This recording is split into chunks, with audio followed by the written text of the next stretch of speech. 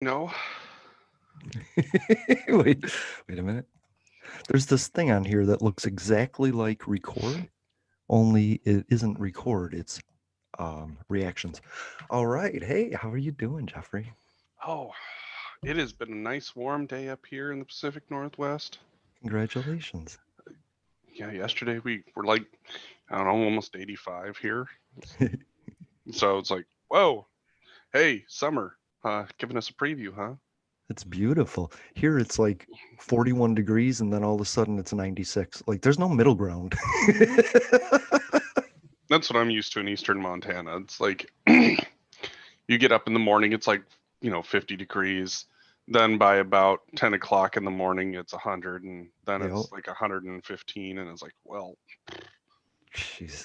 I moved in I moved into my apartment in Florida in July. It was 115 degrees. I moved one bin up the stairs and laid for an hour because it was just so hot. that sounds about right. Yeah. No, Yeah, yeah. there was one particular summer.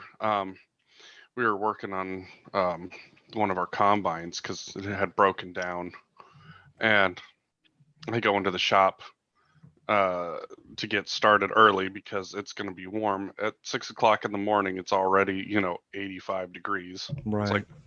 oh, this is going to be fun today. By 10 o'clock, it was over 100, and I had to run to go get parts. Mm-hmm. So I go and I get the parts picked up, and cherish every moment that I'm sitting in the air conditioner because we definitely don't have anything like that in the shop. Right. And I finally get the parts picked up, get back at about 10:30 to a note written on a cardboard box that says screw this, I'm going inside somewhere. That's hilarious. I drove a forklift for a good portion of my working life, and I had to Mhm. wear steel-toed boots and a forklift is about 900 degrees, and then you have to drive into a truck that's been like sealed for like weeks. And I always wish there was like air-conditioned boots. I don't know. There's plenty of room in the soul. Just put an air conditioner in there, please. Oh, it's crazy what they're figuring out. Like, I don't know if you've seen like those heater vests that they have now where you can just plug them in by USB and charge them. Mm, I'm just, I wonder like at some point if they'll ever figure out the technology to do that with like say, air conditioned vests and yeah. boots and things like that because man, that would be nice, especially like on those long like I used to work when I worked for the USDA, I would work 10, 12, 14 hours a day out in the sun. And there were some places where I mean it was just brutally hot. Yeah. No, it totally is. And that's why they take a siesta in Mexico, because that's the hottest part of the day. Yeah. Yeah, they're like screw this. I Yeah. ain't staying awake for this crap. Right. I'll work at night. I'll take care of the pigs later, you know what I mean? Hey, thanks for joining us on the Unsigned Countdown. That was kind of cool. Oh, that was fun. I love music. Me too. I really do. I did all the housekeeping before you got here. I did a little recording and told people to go check that out because we all got to pick like one of our songs, one of our favorite songs, and we talked a lot about a lot of fun stuff. And I love Adam, so I had a Oh, good time. I genuinely love music. It's one of those things where there's just something magical about it. Hmm. Yeah.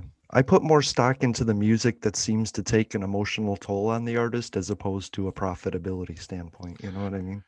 Well, you can also hear the difference, you Hmm. know, and that's one thing where even with some popular artists, you're just kind of like you hear their hit songs and you're like, that's pretty boring. Yeah, Right. lots of repetitive. But then they'll do one where it's like that they got to like pick what they were Hmm. gonna do, and then you're like, okay, not my style, but that sounds a lot better. Right. I asked somebody once, would you sell out to be famous? And it was a great question on the Unsigned Countdown. And a lot of people were like, hell no. And I took the Katy Perry approach. She was discovered just playing in a subway, right? And then somebody said, we're going to put this apparatus on you and you're going to make millions. And I figured she could always like run her contract out and then be like, I'm going to go back to the subway and have my millions. So yes, I would sell out. Well, I mean, if she'll never be able to go back to the subway, though. That's the thing. Is like with that kind of fame, you just don't end up getting to do that kind of stuff.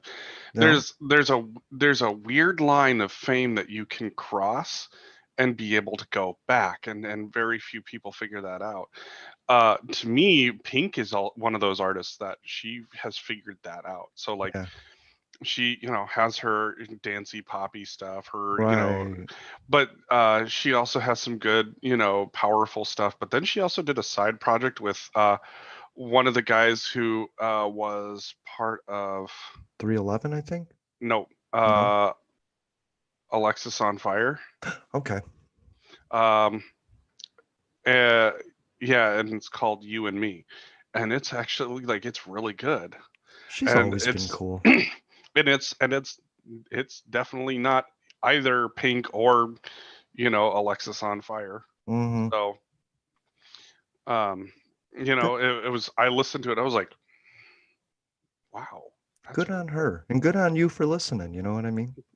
Well, I listened to Alexis on Fire, when I was younger, and I was like, yeah, I'll check this out. I mean, Yeah, I forget because he also has his own project, and I'm blanking on what it is.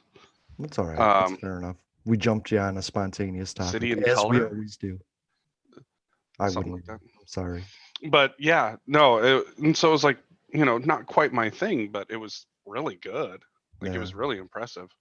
Or like Chris Caraba, who went from, this relatively unknown uh Further Seems Forever, which is one of my favorites, then did Dashboard Confessional, which is amazing, and then Yeah, it is. had a huge rack of hits with Dashboard, and then does his own like kind of folksy project with is it Twin Forks, Exactly. and then goes back to Further Seems Forever to do stuff with them. It's Hmm. like, the dude made some serious money doing his music, and he's Yeah. been able to just kind of keep going across all these lines, and that's awesome. Like to me, that's one of those things that you know that we turning this into the unsigned countdown, but Yeah. one of the things that I really enjoy about the fact of music today is that I think that that's going to make artists who, I would say maybe like me even, who, I love my death metal, but I love Hmm. doing some emo acoustic stuff.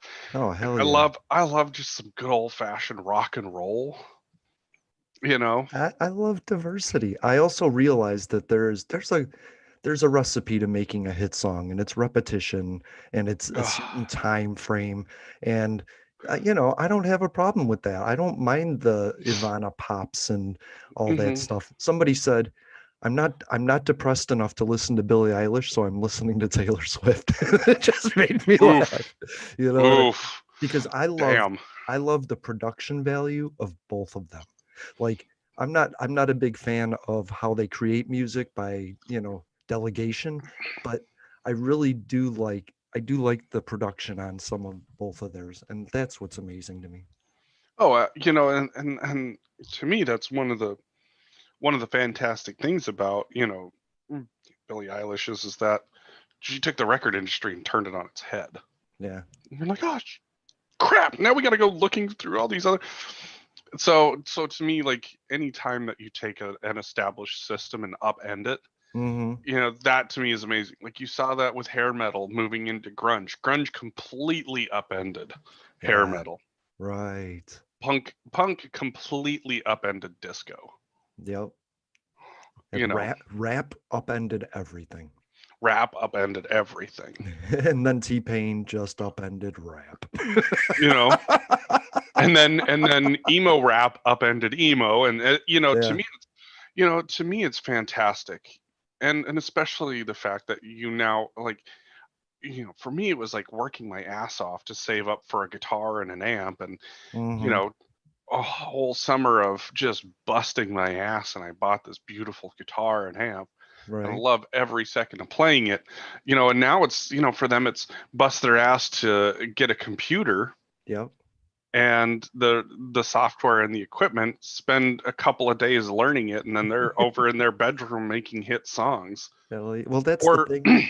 the great thing about that is like you find a sample and start building a song around it, and there's thousands of samples. So your songs are always going to be different, but they're also going to be similar in a way. And so, yeah, I just bought an iPad. Like that's how I became an artist. You know what I mean? I was like, Right. Garage Band, what's this? Oh, a repetitious guitar. Here, hey, here's a metal sort of drum. All right, now sing really crappy on it into your iPad with no microphone. And that was my first hit song. Right. And or was it this guy in Afghanistan, or not Afghanistan, Uzbekistan, I think. Hmm, Uh, Eamon Beck. He took a rap song and just resampled it and tuned it differently and sped it up. that's And awesome. suddenly he wins a Grammy because the dude is literally just a train not a conductor. He's a rail yard engineer essentially, Right, right. a track switcher, and the dude is like 23 years old and made a hit song that's had billions of listens. It's all over TikTok and advertisements, and the dude literally just, that's, to me it's awesome. And of course the guy who Yeah, created the original song, he's like, you know what? It's awesome. He gets credit, I get credit. It's like yep. both of us are making bank on this. To me, that's awesome. Yeah. International collaboration in a way that my generation never thought possible. I always thought that if you took the sheet music for a popular song and played it and sang what you thought the words were, you would come up with a completely different yet still hit song. You know what I mean? Maybe that's always entirely possible. Yeah, Um, I mean, I've definitely seen where people have taken a genre and turned it into a different genre. there. I mean, some more famous options are, Nine Inch Nails to Johnny Cash. hmm there's a new one, Matchbox 20 is being sung by a female artist now, and it's all over TikTok, and women are just singing to it. And I'm like, wait, I know that song. Like, that no, that's Matchbox 20. Like I liked that when it was Matchbox 20 and I was getting picked on for liking Matchbox 20, you know? It's like, and then you're sitting there going, "Ah, yeah, I remember listening to these songs 25 years ago. Oh my God." Right. Right. It used to be that a car was a classic car if it was over 25 years old. I'm 50. You There's and know? there's and there is no way you're ever going to tell me that a 92 Ford Taurus is a classic car. Right. It was the same thing with classic rock. I used in the 80s, I would always be like, well, what's classic rock? Because you're playing 1979 and it's 1986. Like, how if Foreigner's classic, right? But a new Foreigner song, not so classic. You know what I mean? So Right. how come you're playing the latest Tina Turner song? That's not classic. Just because she did Rolling on the River doesn't mean I don't know, whatever it was she put out in the 80s was also classic, you know? Right. No, it's uh, the way that music gets classified is so strange though. Yeah. Like that's and especially like the so, like the intergenre hate that can happen, like especially in the metal scene. There's a Yeah. bunch of elitist pricks out there. When I was growing up, it was Mhm. everybody shitting on deathcore, but then everybody shit on Nickelback too, and that version of rock. But I think that intergenre fighting is just like, guys, really, Mm. why do you need to feel why do you feel the need to be an elitist prick? And then there's Yep. the slam police. Oh my god. Yeah. It's like, It I'm sorry, but that's not slam. That is slamming brutal death metal. And it's like, mm. you know what? Go hide in the corner. I'm not talking with you. I love the genre that Nickelback is in, and I liked Nickelback when it was out. It's just now I can't stop hearing the drums. But you give me some Shinedown, you give me some Stone Sour, you give me some 3 Days Grace, I'm all over that shit. You know what I mean? That's my kind of music. That's what when I have my playlist, metal music I like, those are the bands that are in it, you know? See, and for me, that stuff, even when I was younger, it was boring to me. Like it just didn't like. You keep just waiting for something, and it's just like, it's like the worst version of edging, but more like sounding. Right, but I'm a lyric guy, and there's these great lyrics in these songs. It's like they had a great lyric idea and then built a whole song around that one moment, you know? Mhm. And it's you could tell they started at the chorus with this, I don't want to live, waste another day. And then they're like, well, how do we make that a whole song, you know? Oh, that's. that's just the fun of making music though. Is like It sometimes is. you start out with some words, sometimes you start out with a guitar part or a drum Mm, beat yeah. or a bass line, or you think about another one bites the dust, and you know it's not the most complicated bass line in the history of bass lines, But that's what makes it but god popular. damn is it good. Yeah, you can recognize it in two notes, doo doo, and you're like, oh Done, yeah, I know what done. that And like I is. know that is. And that whole album, by the way, is just Don't Try Suicide, Save Me, Dragon Attack. That is a great album. I'll put that Play the Game against any album out there in history. Mm, I mean, there are some amazing pieces of work out there that Hmm. it's just like, or the first Yes album for me is like Oh my God, yeah. mind blowing. Billy Squire. I was turned on to Billy Squire, and the guy across the street owned every Yes album and made me listen to every Yes album. He's like, you can't go on not listening to Fragile. You can't go on in life not knowing this music exists. Right. And then the profound impact that music has on people. Like my mom said, she remembers in 78 when a buddy of hers showed up in his classic muscle car at the time, Hmm. and just had Van Halen and said, you guys have to listen to this. Right. And it was just like nothing they had ever heard. My mom said she was just absolutely blown away by it, and I was like, Yep. it's those moments in music that are always so exciting. Yeah. Like I you lost my hear something. I lost my virginity to Back in the Saddle by Aerosmith. It's those Yeah, happy moments in your life. The music that's playing is suddenly that happy song in your life. right. Music is such a powerful thing, like in terms of helping keep you alive, or helping keep Yeah. you sane, or keep you calm, or get you pumped up. I mean, even just like studies have shown, on the metal side of things, people who listen to like extreme metal, Hmm. not very violent people. Turns out we get Right. our energy and our anger out through music, Right. Yeah. and Yeah. listening to the music. You know what I thought was cool? The two moments I thought were really cool in history were Anthrax playing with Public Enemy Oh, and that was and wild. Linkin Park playing with Jay-Z. Oh, the you think about Anthrax, Public Enemy. That was a moment that Hmm. I mean, we'd kind of been prepared for stuff like that because you had Run DMC sample Right. Aerosmith, Yep. but here you just had this all-out sonic assault and rap and metal mixed together in a way that, like, it woke up a lot of things for a lot of people. I mean, that's how you Yeah. end up with the whole new metal scene. But Yeah. You didn't need to be a singer if you wanted to be in metal. You could just rap. And you didn't even have to rap. You didn't have to have a flow. You could scream rap, which is part of what I loved. yeah, and on top of that, you think about the poignancy of Public Enemy Hmm. at the time, and that pure raw aggression that is metal. To me, that paves the way for one of the bands that I absolutely love, Body Count. Body Count. Wow. I haven't remembered them in years. Dude, they've got a bunch of new stuff out. I thought Like you were they gonna say Beastie Boys, but do they? Oh yeah, dude. I think they started releasing albums again in 2014, Wow. and so they've released 3 new albums since then. Okay. And I mean, they are just absolute shit kickers. You know who I liked was what I cannot I had it until it's Prophets of Rage who Hmm. with I can't it's oh I get The the guy I get it had I think the guy from Cypress Hill, thank you. Okay. Be Real, Right. and it And had one other person.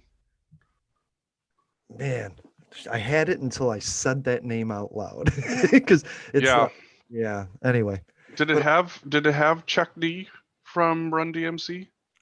no, I can't remember who it was now. There But was there was that's all right. somebody else, and then of course the guys from the band from Rage. Rage Against the Machine. That's the name I was trying to think. I'm going Prophets of Rage. It's like the combination of the two. Nobody liked them, but I bought the album.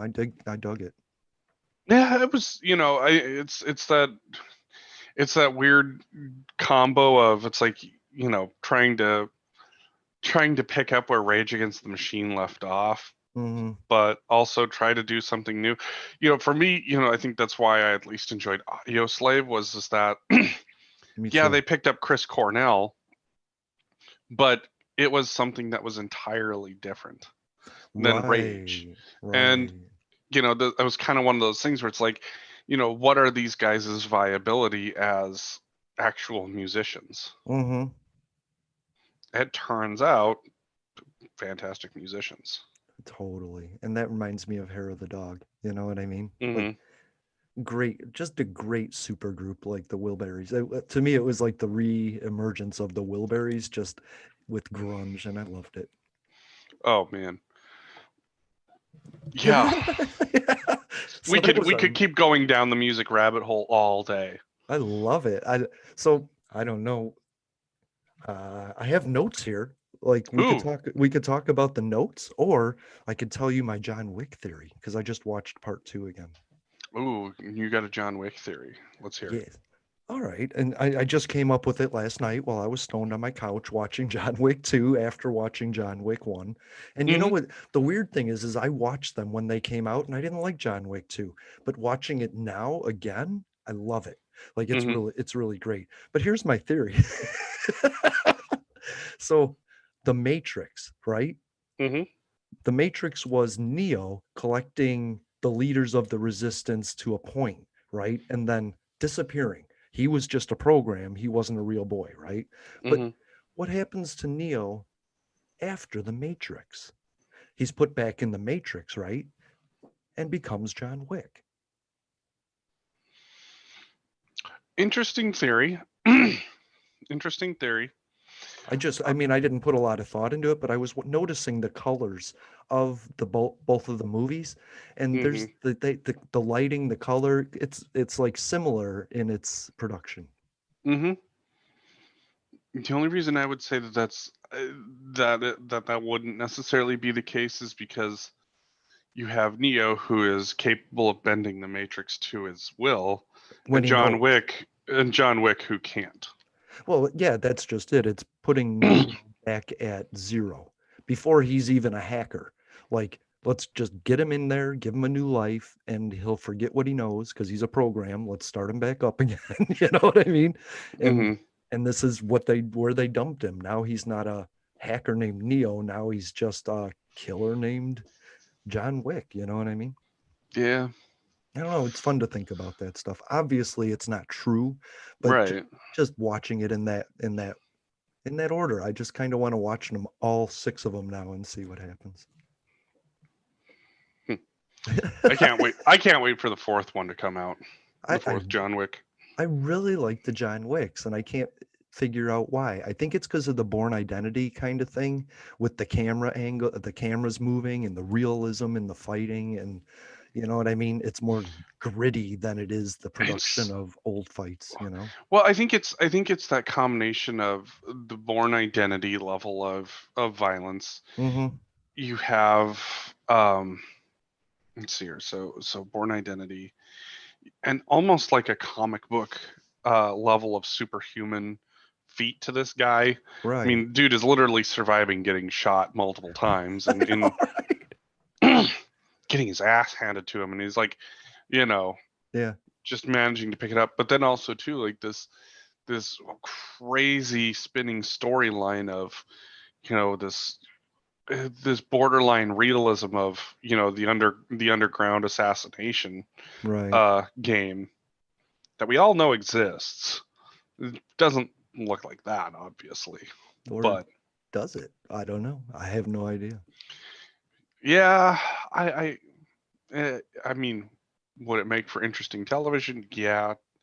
Does Maybe. that how it does that how it work? Is that how it works? Now, if you're causing a scene, you're not very good at assassinations. That's kind of the thing. That's true. I'll just chalk it up to the movie industry trying to recreate the mob scenario, just in a different way, you know. Right, right, exactly. The table of in guys, you know what I mean, and all that stuff. Yeah. So To me, it's a fantastic fantasy realm, Yeah, and I think that it's incredible what they yeah, do with it. So I agree. All right, so let's get to it. Let's get to a topic then. That was easy. let's get to a Let's topic. see what do I got here. So a quick take. What's your man, Jeffrey? You went to the Oh, shooting range last week, right? yep, So yep. I'm kind of curious on what your take is on the gun violence and death. This is a rough one, Yeah, um, I know. because there are multiple issues at hand here, and everybody seems to think that there's just one.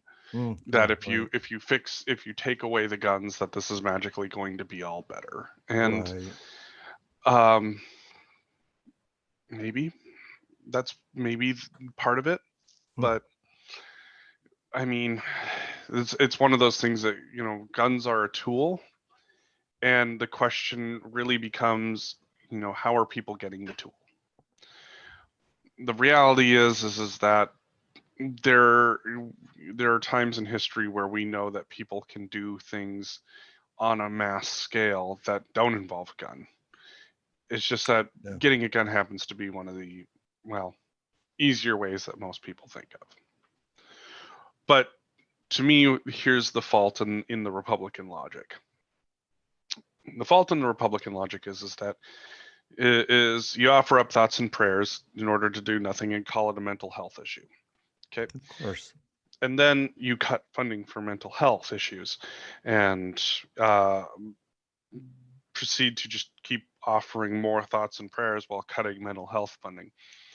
And you talk a big game about how you obviously don't want people with mental health issues getting their hands on guns, but once again, we're not going to do anything about that.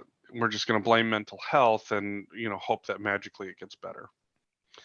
Mm, And the reality of that situation is that at some point you're going to see a major shift in how this gets handled.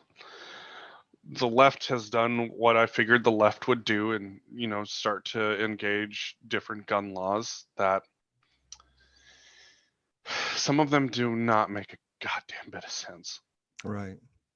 Um, like you think that a brace on a pistol is the problem here? Um, no,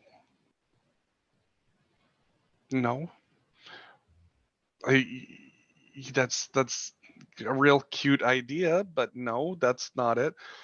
You had more of an argument back in 2017 with bump stocks, because there you're taking a semi-automatic and doing what you can to turn it into a relatively functional automatic. Hmm. It's not necessarily accurate, and it's not doesn't necessarily work, but we saw the application on grand scale. Sure, but somebody else will just to make a new bump stock. No, and that's just it. Everybody can figure out how to make and that's the thing, is that you can bump fire any semi-automatic. Like, I know people who can take a semi-automatic pistol and bump fire it in such a way that it basically just, you put a large enough capacity round in there, and Hmm. it sounds like a submachine gun, even though it's technically individual trigger pulls. Sure. I mean, you can even 3D print a gun. You know what I mean? Yeah, but 3D printed guns are more likely to blow up on you than they are to actually kill somebody. So Until better, until they figure it out. right? Which they will do. Like Oh, oh yeah, it's that stupid thing. It's not guns that kill people, it's people that kill people. So why are you addressing the gun? If that's the Republican slogan, so why address the gun when you should be addressing? It's unique that we both came to the same spot, and right. it's mental health. So you have the, if we address the gun, then we don't have to worry about the people. That's not true. That Right. is absolutely not true. Because here's the thing. Babysitting people is easier than educating them. Well, here's the thing is that you have to have the argument, and this one gets brought up time and again, is, yes, the gun is only a tool in killing people. We Hmm. know we know for a fact that people have leveled building with vans filled with fertilizer Yeah. bombs, Yep. or people who have sealed off the exits of buildings and Molotov cocktailed a club. Sure. The reality is that when it comes to the mental health side, the gun is an issue, yes, in terms of the tool, but you're not addressing the root cause. If it is mental health, and this is where I think that if you're going to call it a mental health issue, then you need to allow the CDC to truly investigate it as a mental health issue. Yeah. Because Dr. Fauci was just asked this today. So so that's interesting. here's what happens. Let's say, for the sake of argument, that the CDC is allowed to investigate it, and the CDC does what the CDC does best. Let's say that they, for argument's sake, determine that it's a mental health issue. Okay, great. The root cause of gun violence is mental health. Okay, that means that you're not going to solve gun violence simply by taking away guns, because you still have the violent individual. Yeah, but now you're also generalizing mental health into tying it to the Well, gun violence, and we'll that get there. We'll get there. well, We'll get there. We have to start simple because there's a lot of things that go into this, but we just have to break it down to the very simple. true. So if mental health if mental health is the root cause of gun violence, like the right wants to claim, It has to be, though. It has to be a root cause. I wouldn't disagree. Um, so it doesn't make sense to take away the tool, because if we know anything about a toolbox, is that there are multiple tools that someone can use to enact violence. You have to deal with the behavior at hand. So what does that mean? That means that, number one, if you're going to call it a mental health issue and the CDC calls it a mental health issue, then you would have to direct funding towards mental health, something the Republicans keep cutting. Yeah. Which, okay, not a very good game on their part. But it's their philosophy. Well, that's exactly it. And then, but then you have the bigger issue at hand is that if you're going to say that it's a mental health issue, that means that you have to have a way of determining what people with mental health issues should not have access to a gun. That means that you have to have a national system in place in order to put people on that register of as prohibited possessors. Okay. And guess what? The only way that you're going to get prohibited possessors from acquiring guns legally, as we Not saw with ghost FedEx, guns. Right. as we saw with the recent shooting at the FedEx location. Right. If you're going to keep prohibited possessors from getting guns legally, that means that you have to mandate background checks on every purchase. Right. So, and the right has flat out said that they would not support anything like that. So basically what it boils down to is talk a big game, so that way in the end you can do nothing. It's a circular logic of thoughts and prayers, say it's a mental health issue, cut mental health funding, don't support any type of registry that would identify people that are experiencing mental health issues that should be prohibited possessors. Right. Do not support background checks, so that way people with people that they deem as having mental health issues can get guns legally, create mass shootings, and then thoughts and prayers and blah blah blah blah. It's a cycle. It's a cycle that will never break, and that's the Republican logic in it. But before everything you just mentioned, I think for the safety of everybody, a consensus on what a mental health issue is should be defined first. And then once we define mental health issues, then we don't, like what you said, I don't know if it was last week or the week before, so that we don't wrap LGBT into a mental health in Georgia, or being black and angry isn't suddenly a mental health issue, or being autistic isn't a mental health issue that causes you to get shot. And the other thing is, you need to find a way for these people to get out of that. Like you have in the system, you have to build a risk reward. If you do this, you're going to be punished. But if you repent and recover, there's an option for you. You can't just shove somebody in a hole and say, that's it, you're not getting out, because then they will go buy a ghost gun because they have no option of pursuing legal means. You know what I mean? And that's and that's the biggest issue is that, well, the two biggest issues there are, number one, um, like you said, the classification of what a mental health issue is. Yeah. You know, in the case of the guy who ended up shooting up that FedEx location, his mom had reported him as trying to commit suicide by cop a year prior. Wow, you just fell right into my take on it. So anyway, So, so I mean, so you have this what is clearly a bona fide, mental health issue right. in this case. Oh, So I totally. can't speak for all of them, because sometimes people are just angry and they want to see the world burn, That's and true. there is that. There is, and that is a mental health issue. So Uh, is, just by the way, so is being so optimistic that you're blinded to everything else. I'm not just saying angry people.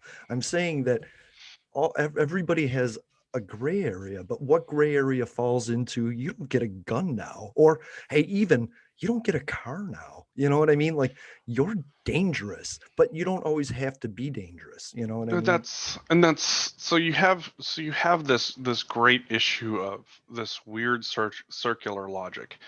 And unfortunately, the more cases that crop up of people who should have been clearly in a system that would have flagged them from getting a legal gun Right.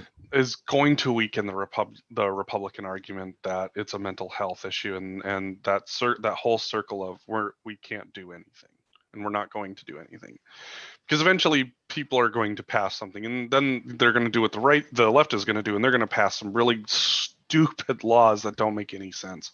That's true. And then when the left is out of power, the right is going to enforce them in really stupid ways. And that's just about how it goes with these Yeah. two parties. Well, It's yeah, like, don't do anything, do something really extreme yet really stupid, and then allow the other party to enforce it in really extreme and really stupid ways. well, it's stupid to imagine that Big Daddy Fed is going to come in and make everything better. What it means is by community, they should be designing laws and ordinances that prevent these things at the local level until it metastasizes into a full-fledged thing across the country. We can't just we got to we got to stop thinking that like if Joe Biden hears us, my answers will be solved when you could talk to your mayor. What I did, my friend put up something that said, stop killing black people. And so what I did was I made a tweet and I said, Dear Mayor, if one more black person dies under your watch again, not only will I not support you, I will support reasonable alternatives. And I tagged my mayor and I told all my friends and 6,000 people on Twitter about it. I'm still the only person. So there's ways to talk about it, but you want to talk to Joe Biden when you should be talking to John Daly. And that's Hmm. the issue I have with all of this stuff. But anyway, I'm sorry. No, The, I mean, the problem that is they is don't they going to don't come want up. they don't want it fixed. That's my point. Because then they Hmm. couldn't complain about it and they couldn't raise money off of it. And that's and these scare tactics are just absolutely insane. Hmm. It's Yeah. the inaction is killing people, Hmm. and the And and I do believe that there is a giant mental health gap that has to get filled. yep, We don't have problems taking guns away from certain groups of people. we Like, shouldn't be though. and that's the thing. If somebody is violent and an imminent threat to, Yes.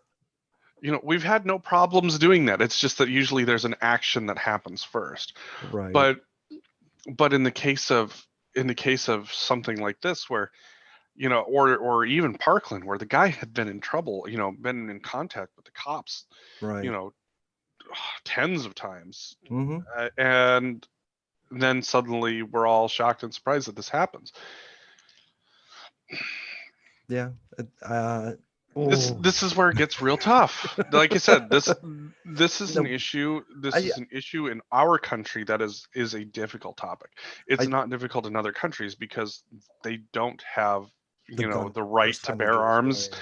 Well, they also don't have the right to bear arms as part of their general constitution. We don't either. But what the thing is I saw a dad one day on TV after a school shooting. He handed over his AR-15 to the police, and he said, I can trust myself, but I can't necessarily trust my children. And I thought that was so wise to admit that he didn't know his child well enough to be able to have a gun in his house. And I told my brother-in-law, you keep your gun locked up. He's from the Iraq war. And he said, I do. I said, because what worries me isn't that I know you can trust my niece. I know you can trust your children, but can you trust your children's friends? And so that's where it comes down to, is that gun owners, they just leave them all over the place, like they can trust their family. And maybe you can, but you can't possibly trust everybody that's coming in and around those weapons. And it's like this lack of shit. It's this lack of accountability. Like, oh shit, I don't know how that happened. You left it out, and your kid had a friend over, and it's Yeah. people. Well, you actually just saw this here last week, I think, as well. Some 11-year-old kid found their mom's gun and shot their sister or something like that. Right. And so it comes down to accountability. Don't ask the government to get in your rights. Prevent that by being accountable before that happens. I Hmm. told Adam and Sean what gun owners need to do is get together and not be an NRA, but you need to draft a policy in one gun center and say, what do you guys think of this? And then what do you think, until gun owners come up with reasonable stuff and hold themselves accountable to it? Your own Hmm. gun constitution, what gun owners feel is right. And then don't stray from that. Don't Hmm. accept the NRA promoting it one way, or Moms Demand Action Hmm. promoting it the other way, because just protect yourself before the government comes in and takes your rights away. And it's so obvious to me at a community level that this needs to be addressed, but nobody wants to. They all think the Fed is the end all and be all, and they cry when it doesn't happen and they get happy when it does. But they're not listening. There's no federal employee that calls you on the phone and says, hey, how you doing? What's the issue on your mind? They don't do that. They guess. They listen to the strongest and loudest voice, which is the person Hmm. that has raised the most money. And that person has raised the most money because they found an angle that attracts other people. But that doesn't mean it's the right angle or the only angle. There's a lot of angles to it, but it starts at a community level.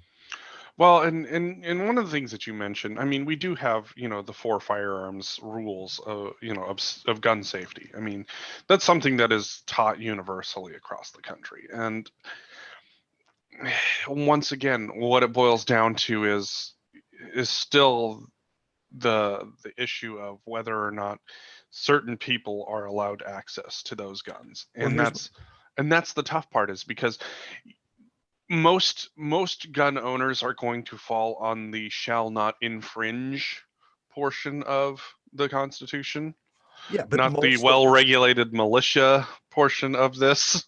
most of them are reasonable gun owners. That's the thing, is most people who own guns are reasonable gun owners. But here's my question then. If you have those four rules and you're at a gun range and you see somebody not following those rules, what's the recourse? Oh, I can tell you that easily. Okay. From my perspective as a firearms instructor, first off is a warning. We tell you, hey, keep your shit pointed downrange, for example. Re-education. Yep, re-educate. Watch them. Make sure that they're handling their gun safely until you feel comfortable saying that they do. Right. Okay. I like that. If the behavior continues to happen, then they get kicked off the range for the day. Okay. And depending on the rules of the range, because every range has its own rules in regards to that. Mm-hmm. Sometimes that means immediate revocation of access to the range. Um, Sometimes it means that you're just done for the day or done for a week or a month or whatever. That's a gray area. I like that. It's but in terms of, we can't take their guns away No, of course not. unless they are willfully being an active threat to the members on the range. Right. Well, yeah. But there And should be that's some a way. different. There should Yeah. the range should have a reporting process when they kick somebody off the range to have to report the wheres and whys, just so we can collect that data. You know what I mean? So that's where this gets interesting and tough, because my question to you then becomes, you know, does, as a data person, does that actually translate into reasonable, actionable information? Because from a data perspective, somebody who's just learning how to use their firearm Mm-hmm. and is flagging the range usually is not someone that you're going to be putting onto a list of potential people that could cause a mass casualty incident. Of course They're a not. moron for not paying attention, but Yes. they're not somebody that you would immediately deem as a threat to society. And that's the difference. So like I understand like that want and desire to collect that information. Now, Well, I mean, if to you generate have, rules around it, you know what I mean? We pull people over for broken taillights. That doesn't mean they're getting the death penalty. You know what I mean? well, I mean, it does if you're black, unfortunately. Oh, I'm not going to segue. I like the conversation we're in right now. So, but if you had somebody who was willfully flagging the range and threatening people, then absolutely. And unfortunately, I don't think that there's anything that the range can do about it. I think that becomes an issue for law enforcement, because Yeah. then instead of somebody who's just not handling a firearm safely, now you move quickly into brandishing, and that has laws in and of itself around the country.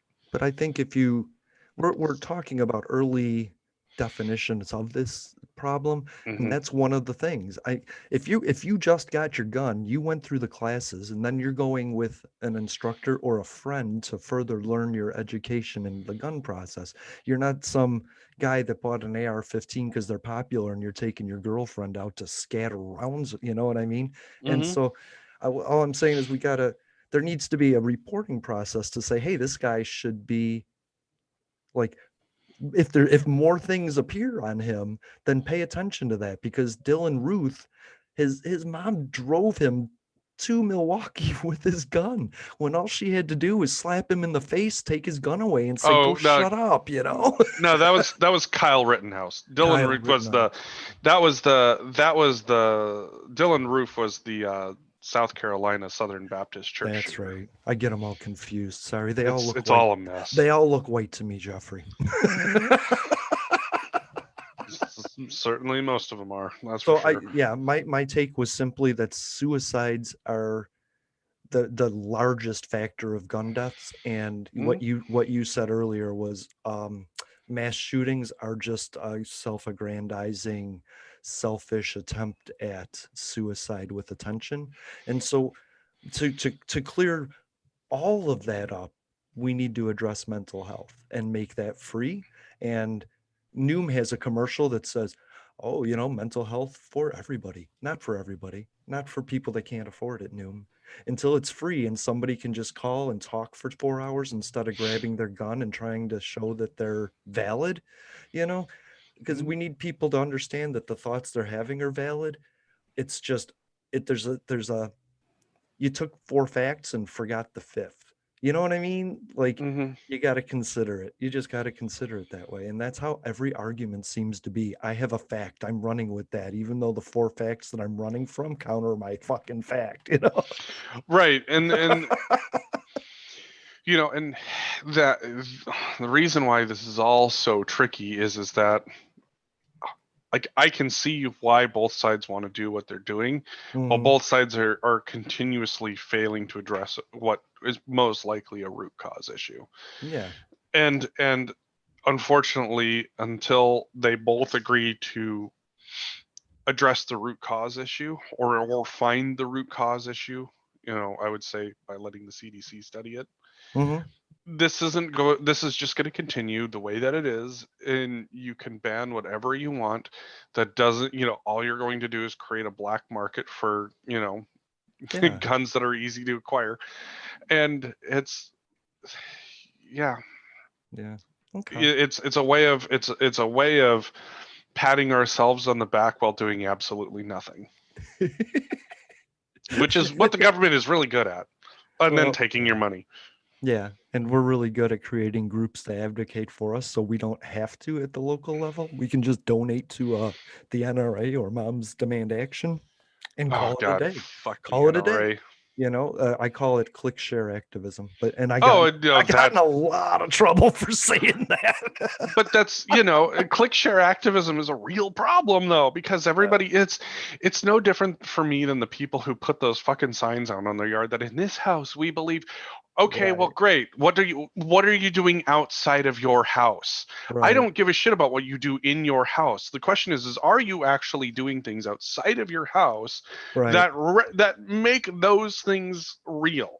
And to me, it's about being genuine to your struggle. Like I'm not out there screaming to stop killing black people because it sounds disingenuous. If you ask, I will tell you to stop doing that. But honestly, and I'm sorry for bringing that up, it's a post, and it's the same thing with trans rights. It's the same thing with LGBT rights. I'm going to Target and I'm seeing a T-shirt that's the latest activist point, and I'm just repeating that.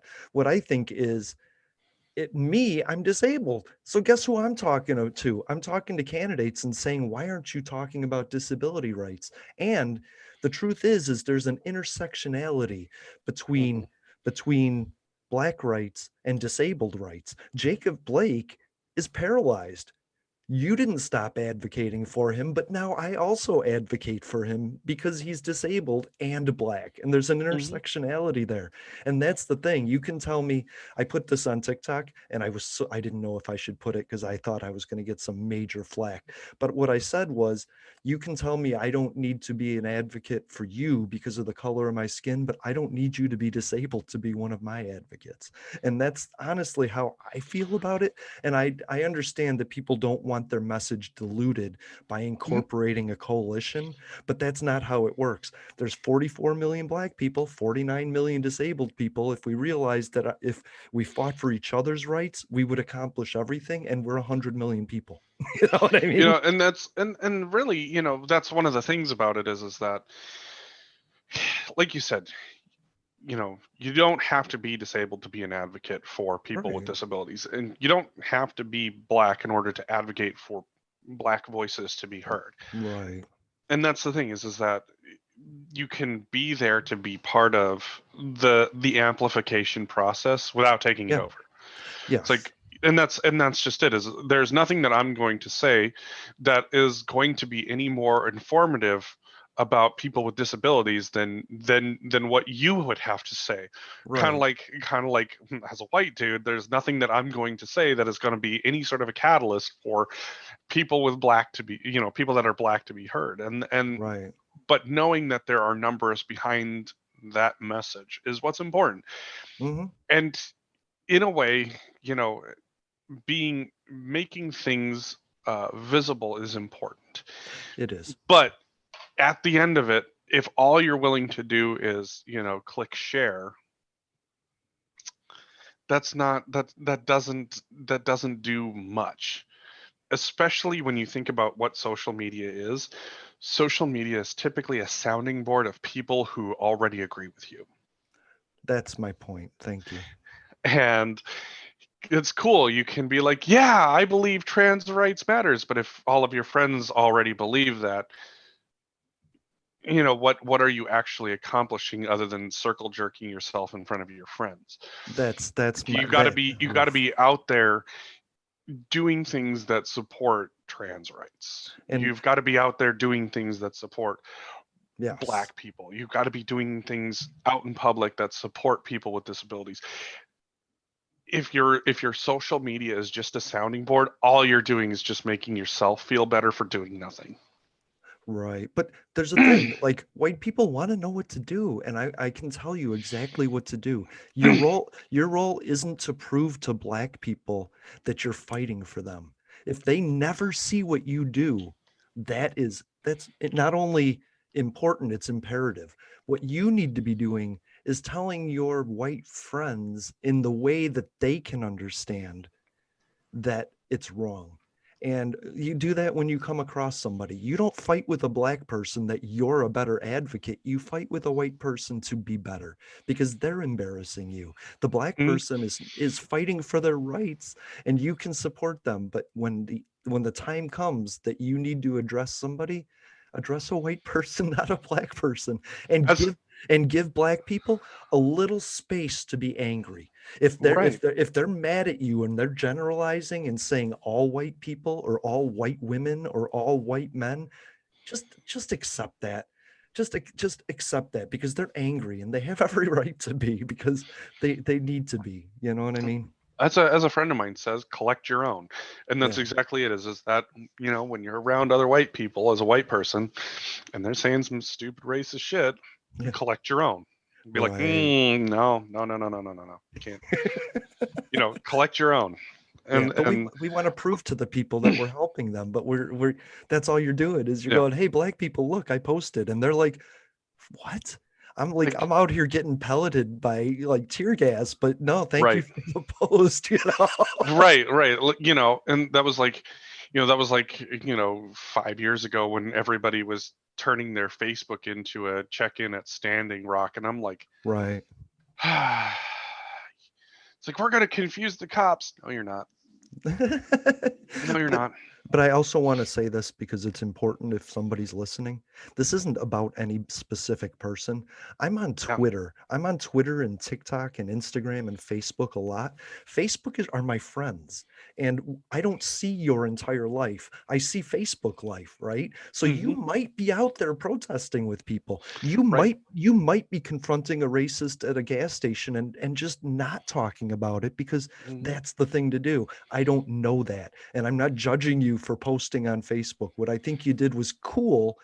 What I think you need to be genuine to your struggle and figure out how to explain how your struggle incorporates with other people's struggles. Like I did with Hmm. Jacob Blake, the intersectionality. You say, "Hey, black people, guess what? I'm a trans person and I'm being treated this way. And so are black trans people. And you need to unite that coalition like that, but stay true to your struggle. You can't just randomly take pot shots at different things waiting for something to stick. You need to fight and be true consistently. I don't like telling everybody I'm blind and disabled because I get dismissed in a lot of areas for it, but I'm consistent with it and I'm starting to get traction. So and there was that's and that's just it. Is that the message gains traction the more support that you get, number one, but the mm, more that people just actively go out and try to amplify your voice or show that there are numbers in support behind your position. yeah, That's the difference between bitching and having a legitimate grievance about what is happening. Is that yeah, anybody can bitch, but when you have a legitimate grievance about the treatment, about the hmm, environment, about anything going on whatsoever, right. you have to get, you know, unfortunately, this is something that's been forgotten in the current political realm. You have to get support across the entire board. You need a consensus. Yeah, you need 70% of the people to believe that yes, what you're saying is so ridiculously obvious that it should be taken care of. Right. And that's the unfortunate part about this is that there are groups of people that are not going to see those things as clearly as you would like them to, and until Well, it suddenly affects them personally, that as I've seen tons of times, it's you see people that call LGBTQ a choice until suddenly their kid is LGBTQ, and then suddenly it's right. LGBT rights this and LGBT rights that, and it's like, Yeah. ooh, that stings. Or or someone who didn't care about people being disabled until suddenly they're in an accident and now they're not Hmm. walking again for the rest of their life, and suddenly it's, well, why don't they do this and why don't they do that? And it's like, bitch, I Yeah. watch you make fun of people who are stuck in a wheelchair. What the hell are you on? Right. No, yeah, stage because this took a minute to formulate. We were just talking about Republicans defunding mental health because of the gun violence, right? But that also affects people that have mental health issues that affect their daily lives. That guy that's depressed because he's divorced and alone, right? Like Hmm. that guy's not able to get the mental health help he needs either. Like I had a mental health issue and I went to the psychiatrist, and everybody should have that access, but a lot of people just don't. They just don't. Hmm. They don't. I've been lucky to have access to mental health care during this time. It's telehealth, and of course, a lot of people are like, Mhm. "Well, it's not going to be the same as being there in person." And I would argue that it was no different for me Right. because I'd been through therapy multiple times before. So for me, all of those times before, I have, probably a good, 6 different rounds of therapy that I've been through in person. This is round number 7 Right. because there were things that I needed to work on that I Yeah. just had not worked on. And I love you, Jeffrey. in that time, doing this online, and you can even ask Debbie if Debbie were awake, they would totally be able to attest. In my time of doing online therapy, I've become more open. I've had more room to process emotions. I have been more communicative. So the idea that it doesn't work at all is, I'm sorry, bogus. Number one, Hmm. the idea that it's so drastically different that it can't be effective is also bogus. Number two, but number three, we also have to realize too that what works for me doesn't work for you, doesn't work for another person in the room. Right. For you, maybe online therapy would work great because as someone with disability, it's very difficult to get to a place where you can go. Uh, Face to face. Sorry, Debbie's making faces at me. That's cool. I sent her a message, by the way. So, Nice. But you know, for you, online therapy might work great as someone who struggles to get to an appointment. sure. The time that you spend getting to an appointment is now freed up for you to do other things because you could Mhm. do it online. But there's also the realization that maybe you need to be in person, and that is how it works best for you. Maybe. Fantastic. Everybody is going to have their own experiences with mental health, and Hmm. that experience is important. Finding what works for you.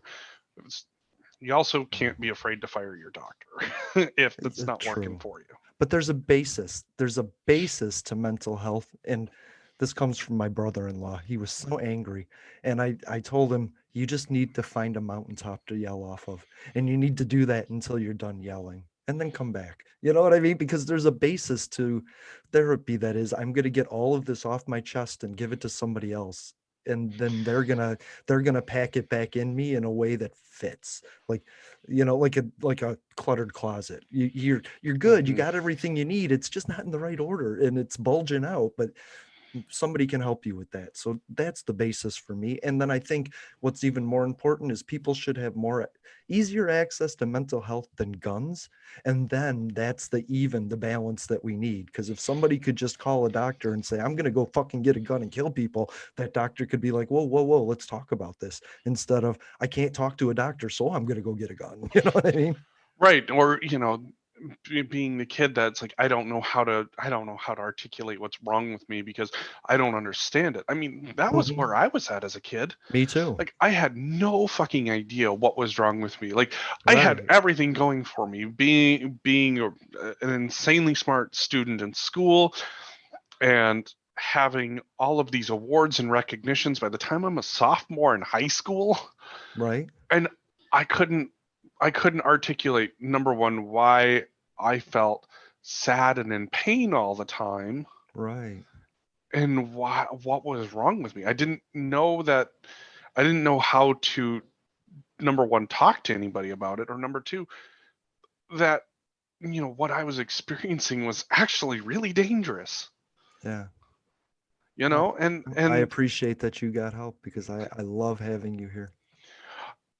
I'm glad that I got help. I Me mean, too. you know, it's one of those things where having that available to people is going to be one of the things that helps change the current Mm-hmm. the current flow of energy in this country, to say the least. But yeah, and just on the other side of that, I knew exactly the things that caused me to be depressed and anxious and have a low self-esteem. My issue was getting my head to believe that what happened to me didn't define who I was, you know? Mhm. And so, yeah, I mean, there's two sides of the same spectrum. And Mhm. I just think people need that. And I'll tell you, you were right, because my first therapist, I fell asleep in his office. He'd ask me, "So what's wrong?" "Oh, I don't know." "Why'd you do this?" "Oh, I don't know." And then I'd fall asleep, and I just didn't get the therapy I needed. But as I pursued it, I found people that really I could resonate with. That's what's important is that everybody thinks that, oh well, if I go to one therapist, this is going to be the end all be all. No, no, because every therapist has a different method, Yeah. and well-trained therapists might have multiple methods. Mm-hmm. And sometimes you do have to go more than once in order to figure out if this particular therapist is working for you. I've had to fire therapists. Yeah. It's kind of, and it's no different than going to your doctor. If something's wrong and your doctor's not listening to you, find a different doctor who will. Yeah, right. I just you went know through that. Yeah. and then on top of that, unfortunately, we also have a strange issue of people who need to be heard are not being heard, and so you end up having to send someone in to advocate. That's Once right. again, friend of mine, her 90-some-year-old mother, who knows her body very well, was not being heard. Wouldn't be heard by her, wouldn't be heard by her by her grandmother, wouldn't be heard by the daughter. Nothing, no doctor would listen to her. Right. So she called up a friendly white dude and said, I need someone to talk to this doctor for me. It took a white dude be like, no, this is not normal. This is why this is not normal. You need to investigate something else. This dude had no any no idea of who this person was that they were advocating for. Right. They were just doing it We need more of that. because and and within 24 hours the issue was resolved. Yeah. And then when another issue came up, yet again, this person was not heard. The daughter wasn't heard. They called up white dude again. White dude went in and advocated. And within 24 hours, that issue was resolved. Again, that to me is profoundly screwed up. It is, just for the simple fact that that lady can't have a continuous healthcare system. Like her doctor, if she has to go to a new doctor, isn't going to know all of her symptoms the way the doctor she's had all of her life has. Well, and the fact of the matter is the fact of the matter there is that they had to bring in a third party who Mm-hmm. literally knew nothing about this person's health condition, had to get up to speed and advocate for somebody else. Right. That's absolutely insane. Like, if you can't listen to the person who owns the body Right. and is telling you that this isn't normal, what the hell is going on? Like, Right. And you got to trust that person, by the way, because I think the whole scam system is people in trouble turning to a third party that scams them. So that's a right. that's a real issue in this country. And like for me, every time I go to a doctor, the first thing that they want to do is prescribe me opioids. And I'm like, no, God damn it, I don't want Right. those. It's like Right. my shoulder is killing me because there's a permanent separation in it. The pills do not fix the shoulder. In fact, the Yeah. pills make me want more pills, and that creates an entirely different issue altogether. And now I you need have my two issues. shoulder fixed in Right. order to get this taken care of. Yeah. Yeah. And I, unfortunately, I'm going to say shout out to my uncle Tom, who unfortunately just had a massive stroke, oh man. and is now going to be in the disability pool, unfortunately. There is Uh, there it's a long road, but there is recovery to it, Uncle Tom. Unfortunately for him, he will never be walking again. He had the worst form of heart attack he could ever have, Okay. and he has lost movement on his left side. He will not walk again. I my And my father-in-law lost all everything on his left side. He used a cane, he hobbled, he got around. Like Hmm. It's a long recovery to normal, and it'll be a new normal that you find. But thank God he's alive. Right, and like apparently with the heart attack stroke that he had, um, Mm. apparently it has an 80% mortality rate, and he laid on the floor for an entire day before he was found. Ooh, the 24 hours are so important. The first So 24. so the fact of the matter that he's even alive is incredible. But but also too, it also goes to speak to my family because one of the first thing he says was, well, I guess I can't feel anything in my left side and I can't move anything, and that's just going to be the way that it is. So I guess I'll be all right. I was like, God damn it, Uncle Tom, really? You're cracking puns now? Right. Ah, that's so funny. That went right by me. And then he was told that he's not going to be able to walk again, and that his life is going to be in a wheelchair from here on out. And he goes, guess I'll just roll with it. I'm like, you son of a. Ah, that's so funny. But that, once again, my family can't take anything seriously. We're all practical jokers and Yeah. pun artists. So, in a moment like that, it's good to have a sense of humor. But now his world has shifted. Luckily, he worked in the hospital system, so he understands some of the issues that are going to be facing him, and in Mm. terms of recovery and in terms of life after recovery. Yeah. And that's he's got a long road ahead of him, but he Mhm. can still lead a very full life. Hell yeah. It's just that now that dynamic has changed for him, and the That, question becomes, like we've talked about, will he have the same rights as like someone like me? no. And that's unfortunate because there shouldn't be any question about whether or not you and I have the same rights to access, or whether or not my uncle and I have the same rights to access. It's just what that looks like. That's all. Yeah, and that's that unfortunately means that there's a fight ahead in making sure that what he is going to access, he can actually access. Hell yeah. And whatever we build for Uncle Tom to access his stuff, it works better for people that don't need it, don't need to rely on it. I always go back to texting started for the deaf, and now look at us. But Right.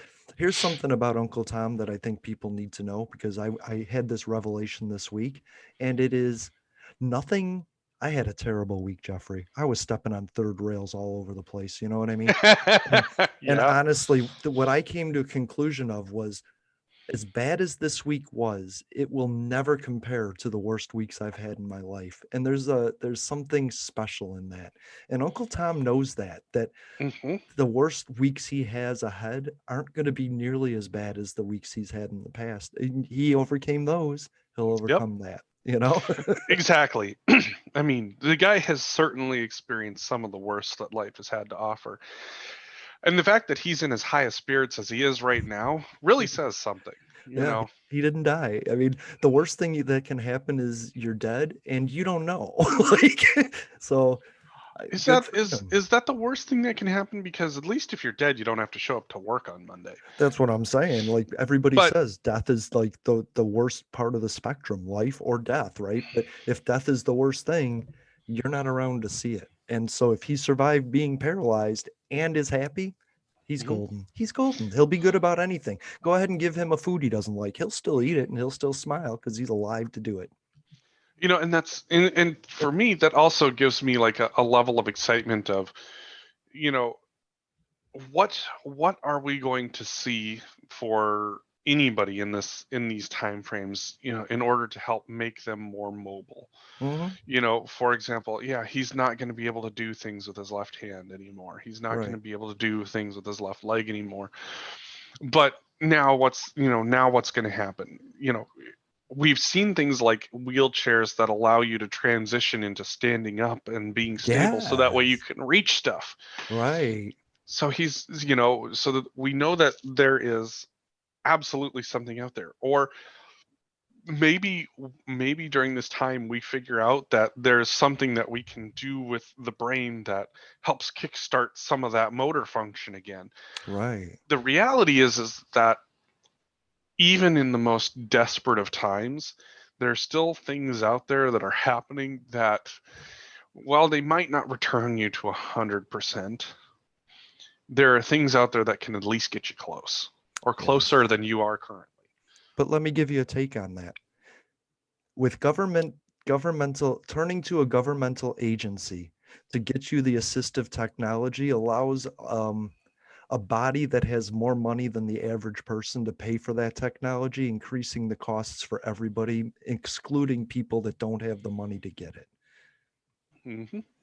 So I think the stuff needs to be more accessible to the people that can't afford it, but not being paid for by governmental agencies that can afford it. I think they need to get the price the price point down to poverty Hmm. before you start distributing it through a governmental agency. And that's just it. Is that one of the things that we've certainly talked about multiple times? Is that with anything that the government touches, they make the expense go up and the quality go down, because Mhm. anything the government touches is always going to be at the hands of the lowest bidder, whether Ooh, or not that's a good thing. I mean, even John Glenn said the same thing. I'm strapped to a rocket where every piece of it was made by the lowest bidder, right. I haven't. before he went into orbit. And that in and of itself is a wild and crazy part of this. But I have a when note it on this somewhere. when it comes to adopting anything, like for example, big piece of news is that the US and China, despite their, dick measuring contest over Taiwan, have agreed to work together in terms of, the climate crisis. Good. Great. To me, that's the us versus them that we need in this world. Right. I want us to beat the Chinese to, have Detroit be the electric motor city. I Mhm. want us to beat China in terms of capacity for solar production. I want us to beat China in terms of even being able to provide, clean, safe nuclear energy through new reactor systems. Of course. I want us to leave them in the dust in that regard, and take that technology and produce it for the world. Yes, I do But I too. also need China to be doing the same things under their own belt and trying Yep. to do that. I'd like Russia to step in. I'd like the European Union to step in. Hell, I'd love to see Africa get involved in this and try India. and beat it. India get involved and beat us. That is a competition that I want us all to have, and Hmm. I want to see who's the winner in that. Yeah, but I just think we're spending our money on. Oh man, I had a note, but I'm gonna go off topic about this and say, Joe Biden did something interesting and passed a stimulus package of what, $1.9 million, but then he also went and stopped the Afghanistan conflict, which was costing us trillions of dollars. So, in a way, he's kind of paid for that, and the corporate tax for infrastructure, which I believe that Amazon should be paying for the roads that they use, is going to be paid by the corporate tax hike, which isn't very high to me. And Yeah, I it's going to go from like like what, 22 to 28% or something like that. from 21 to 25. Yeah, 21 to 25. but that's not. I mean, that's not bad. And the only reason that Amazon made so much money is because they weren't contributing to this stuff. So I don't have a problem for them paying their fair share. I don't like the way they treat their employees, by the way. And I got some advice for an Amazon employee that was the only one in the warehouse because everyone else quit because they couldn't handle it. Don't get a job at Amazon. Like, please don't. Like, it's not a good place. It's just right now, it's not a good place. Even It's in my world, it was a well-known secret that if you could survive Amazon for 2 years, you'd get a hell of a bonus. And most people had their resume ready to send out the moment they got their bonus, and they were I, getting the hell out of there. I believe that. And it goes for a lot of companies, a lot of assembly companies. Well, that Yes. was just even in the software world. Yeah. Like they Oh were just God, like yeah. they would just like as soon as they got their bonus, they were getting the hell out. And I'm like, that's rough. So That's really rough. I'm gonna go back to the protests in Minnesota. Protests in because Minnesota. I have Oh, I have an opinion on something, and I don't know why I am the voice on this, but I've been watching the protest, and the protesters, they are totally right. They're totally right. What they're doing and why they're doing it, it's totally right. But what they're doing is they're going about it in the total wrong way. So what they're trying to do is show oppression, and that this oppression negatively affects them. And what they're doing when they're on camera is throwing things and being violent to their oppressor, which then turns their oppressor into the victim, which makes people want to support the victim. What you need to do is watch Gandhi. And what you need to do is stand silently. Just stand. And when that tank comes rolling up to you, stand silently, because they know why you're there. You don't need to shout. You don't need to threaten. You need to stand silent and prove that this guy with the tank is going to run over you. And that's how oppressive he is. And that two people dying because of a RV or a tank or a tear gas gun or a rubber bullet will advance your cause more than throwing frozen pop cans at cops. And so you need to learn how to protest, because you're totally right. You're totally right. But like in hockey, the retaliatory punch is the one that gets the penalty. And you need to know this because you're making yourself look bad. well, and I mean, even if you look at what Dr. King did, you know, He got it from Gandhi, though. right, but that's going to be our closest lesson here in the United States in how we handled things and how it worked. Hmm. And, this is one of those things that's very important. Anything that you do that turns your oppressor into a victim immediately moves the cause against you. And that's the Yeah. unfortunate that is just the unfortunate truth in this. But Whether or not it's that a rule of life, though. It's a consequence, sort uh, of. well, and and that's the worst part is that whether or not that violence is right, right and righteous is unfortunately negated Yeah. when you turn your oppressor into the victim, because people are looking for a reason to support the cops. They're supposed to be there to protect and serve Mm. us. That's not what's happening. So when you give people a reason to support them and defend them by violence against them and giving them a reason to go out and arrest protesters, that's the worst part, because we all know what they're doing is wrong. We all know that violence is the voice of the unheard. But in the eyes of the people that you need to convince, not the eyes of the people who already believe you, the eyes of the people that you need to convince, you become the problem, not the cops, you. And we saw that time again last year, where they're not wrong. They're not wrong in being angry, and they're not wrong in being violent. They are their anger is so justified. It is so very justified. But the moment that you make these cops look like the victim, Hmm. one group of people just immediately goes to their defense, and that is not helpful. You make those cops look violent. Yes. Yeah. And Make them that's make them prove exactly what you're saying, right. especially in the face of mass protests. Yeah. Just stand there. That's what I say. You don't need to speak a word. Just you being there in mass says it all, you know. Right. You had it. George Floyd, everybody saw it. And but then what was the complaint? Well, you need to stop the violence and looting. Well, you just gave them an excuse to pivot away from your point to their point. Mm-hmm. Nice. All right. I love that. All right. So here's a good one. And I saw this. This is based on a TikTok from a police officer. So you might like this. All right, let's hear it. Let's hear it. Why do we need police? Why do we Why do need we police? need why do we need an armed officer to issue traffic tickets and citations? Hmm. I can only figure out one example and I can debunk it. So I'm just kind of like, this officer was like, why do you need me? If somebody has a weapon, you call SWAT. If somebody's having a mental illness issue, you call somebody else, but you don't need me walking up to your car with a gun telling you your brake light is out. And the only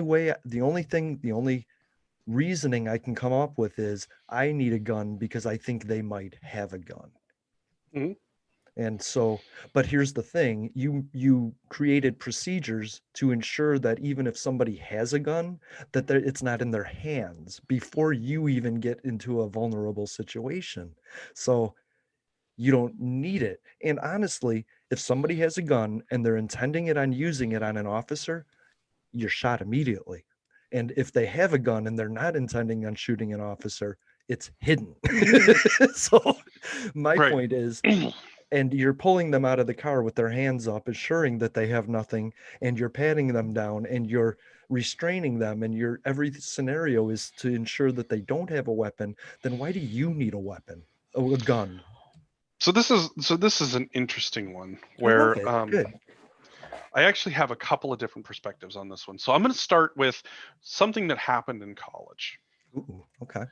So I had a friend from Kazakhstan who went to school in Montana, uh, and probably one of the coolest people I'd ever met. Spoke what, 7 different languages? It was Mm, incredible. So he got the latest World of Warcraft expansion at the time. nice. So excited to get home and play it. He was speeding when he got home. Or he was speeding to get home and get it installed. He got pulled over for speeding. Hmm. Now, in Kazakhstan, where he's from, when you get pulled over, you are actually supposed to approach the cops. Okay. You're supposed to get out, have your hands so that way you could see him. So he got out of the car, he got out, had his license and his registration in his hand. Cop drew a gun on him, told him to get back in the car. Wow. So he, oh shit, okay, gets in the car, cop holsters his weapon, and then is already nervous and scared from this incident. So when the cop has him try to get his insurance, he's nervous and makes a lunge for the glove box, gets a gun drawn on him again, twice. He got his Right, gun, right. got had a gun drawn on him twice.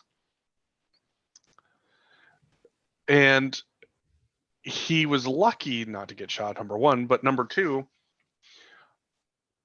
he was lucky because the officer that pulled him over was also a giant World of Warcraft nerd and let him off with a Ah, warning despite having his gun drawn twice on this kid.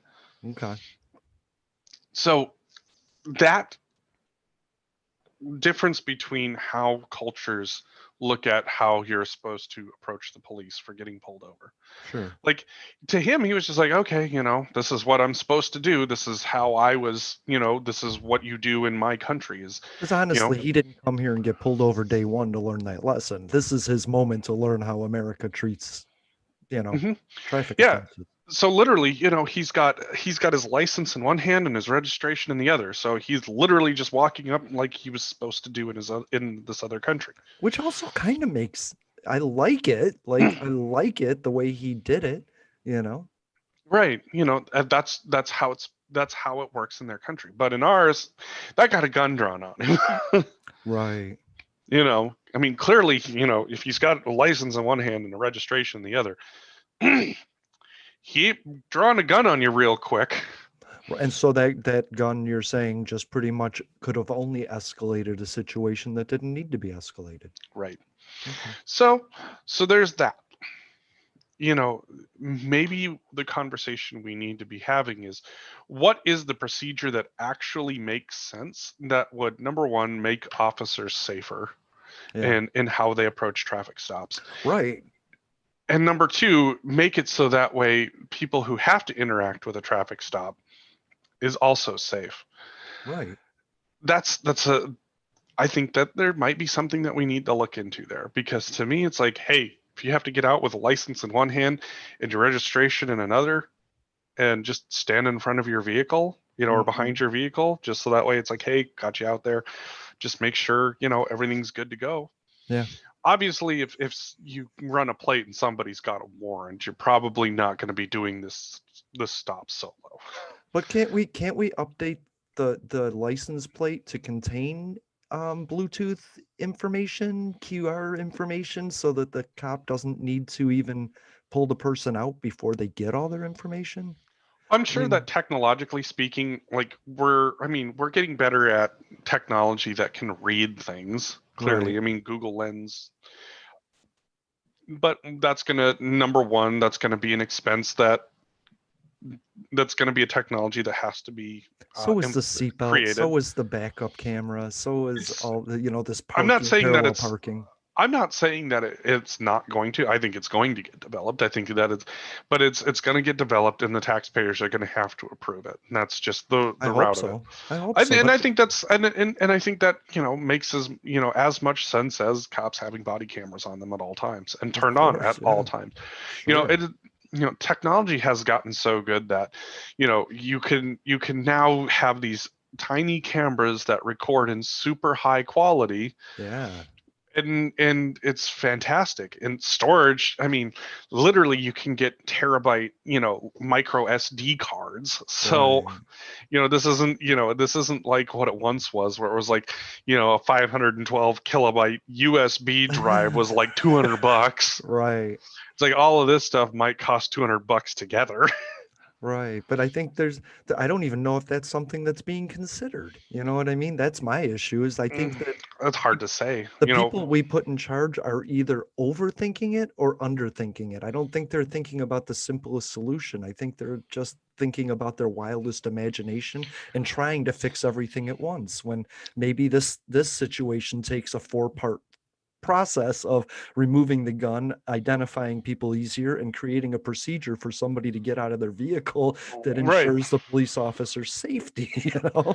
Right. And and that's the other thing too, is that however we do this, we have to do it in such a way that it ensures both parties' safeties and both parties' rights. Like, for Right. example, just because you get out of your car doesn't mean that the cop magically has the right to search your vehicle. That's not happening. Things like Right. that. It's like whether or not you have anything in your vehicle, that doesn't matter unless there's a warrant. You ain't searching shit. If you have a car and you haven't learned your rights, then that's on you. Right. Like Exactly. police use every tactic possible to get information, and you have to know that if you're answering their question, it's only to continue their investigation, not to exonerate you, you know? Exactly. And then by coming up with an actual solid procedure that would help keep everybody alive, Hmm. that would be the best decision, I think, for everybody's safety. Yeah. Because clearly, as it stands right now, people are dying sitting in their car. Philando Castile Yep. is one. Jacob Blake is another. He's Yep. not dead, but and Dante then Wright. Dante, yeah, Dante, it's in his car, dead. I mean, so whatever we do, it has to be something that is going to present the safest option for all parties involved. Yeah. And I got But it. experience number two now was me last summer. I got pulled over. No I thought I way. was, yeah, it happens. Who pulls over a white guy? Well, I was a white guy in Montana with Washington plates, and Okay. apparently they've had problems with people from Washington running weed over to Montana. Meth heads. I got it. Well, so I thought I was doing the speed limit at the speed limit sign. Apparently I wasn't, and I Hmm. got pulled over. I have a concealed weapons permit. Okay. But my concealed weapon also resides where my license and registration are. So, I sit there and wait, and the officer comes over to the side and asks for license and registration, and I handed my license and my concealed weapons card and said, "Sir, I have a gun in the glove box that is loaded and ready to go. There How you would you go. like to proceed?" And he kind of sits there for a second. He goes, "Take it out and put it on the dash." And so he just, he has his hand on his holster, obviously, and Hmm.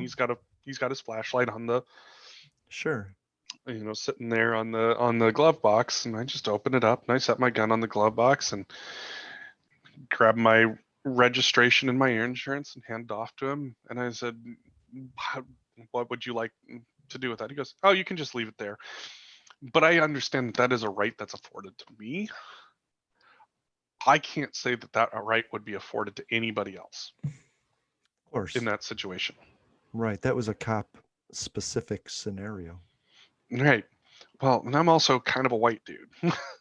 Yeah, that's what I'm saying. The cop specific, that specific cop let right. you, but there might be another cop. Like, I see this video and the cop's like, you got any guns on you? And the guy's like, no. And he's like, let me go get you one. You can't be in this neighborhood without one. So, right. You know what I mean? Right. And so, that's just it is that even for people who have concealed weapons, especially like where I have a permit, like you are absolutely under no obligation. This is one thing that people don't know is that if you have a concealed weapon, you're under no obligation to tell the cops that you have one.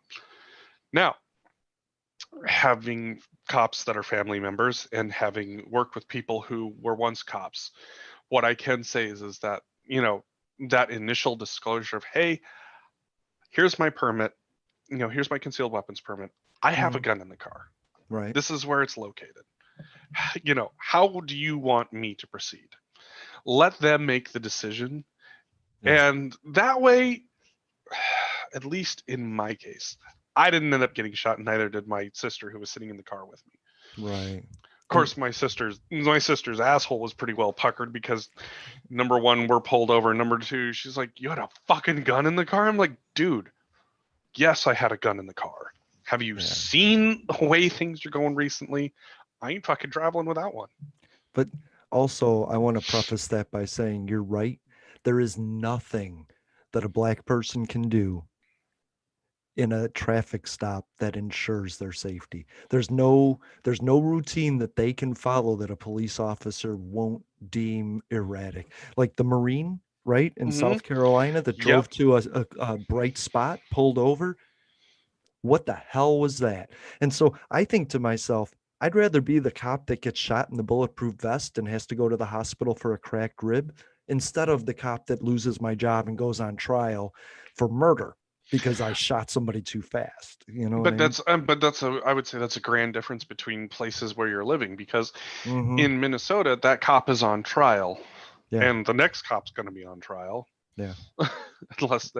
Unless they plead out. She had her first Zoom court proceeding already. But in places in the deep South, you just described Jim Crow, by the way. You just described Jim Crow. If people don't know what Jim Crow is, it's just what he said. Yep. And so that's it. All just depends on where you're at too, because in Montana, like, we got a ton of guns per person. Like that's just the way it is.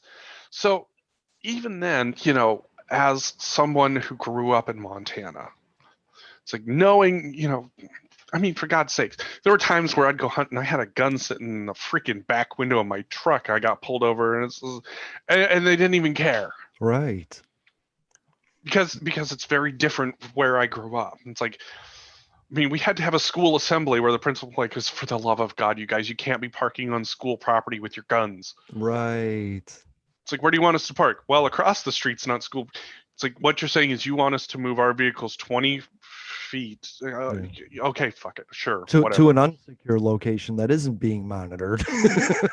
No, I mean, literally, it's like, I'm over here, parked over here. Can't do that because I have a gun in my car. Right, because the school doesn't want to take here. But the school doesn't want to take responsibility for a gun that's on premises, so they'd rather eliminate that by putting it in a riskier place on the planet. It wasn't even riskier. That's the crazy part. It's where I grew up. It's not like it was like, oh no, you got to like park 2 blocks down and it's out of sight. It was literally right across the fucking street. Like here's one side of the street where the high school is. Here's the center line of the road. Here's the other side of the road. You could park over here.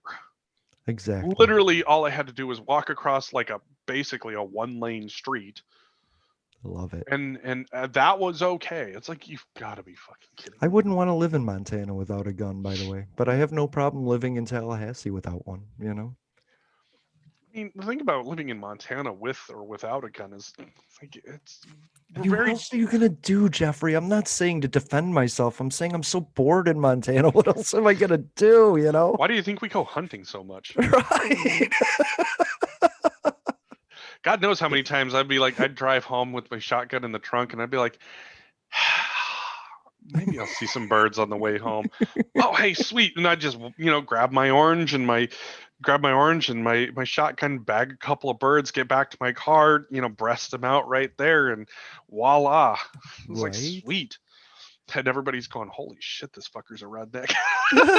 Exactly, right? It's like But these girls down here are always like, I love to go fishing. I'm not judging a girl. She's so bored she knows how to fish. I'm going with her, you hell yeah. But that's just it, like it is fundamentally different where I grew up from where I live now. Right. Like having a bunch of guns where I grew up meant that number one, I had a handgun that I took with me in case I ran across like a badger.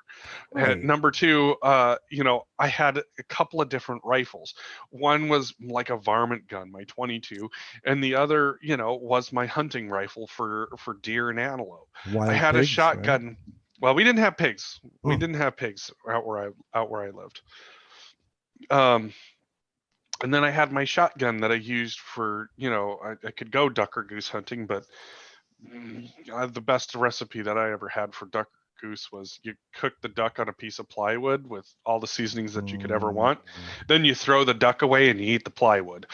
Oh my God, no. Go take your duck to a Chinese restaurant and tell them to deep fry it. Mm. Well, Sorry. food duck and wild duck, very different tastes. I'm We'll say sure, that. especially if you're trying to pull the pellets out of it. Well, if you're pulling the pellets out of it, then you suck at shooting. There's nothing worse than shooting a bird and being like, oh, fuck, I totally just ruined the breast meat on that thing. Exactly. But with and that was the thing, like you had a variety of guns because you're not going to take down you usually weren't going to be taking down an elk with the same gun that you were using to take Yeah. down deer and antelope. My 243 was not going to be taking down an elk. Right. And you don't want to be close enough to take down an elk with a 22. You know what I Well, mean? you couldn't go shooting big game with a 22 just Right. because that was deemed cruel and inhumane. Exactly. But you also weren't carrying a small you also weren't going to carry a small gun with you if you were going to go out hunting in the mountains, because you run across the bear, you want something that you're going to put the first 5 shots into the bear, and if that don't stop it, the last one's for you.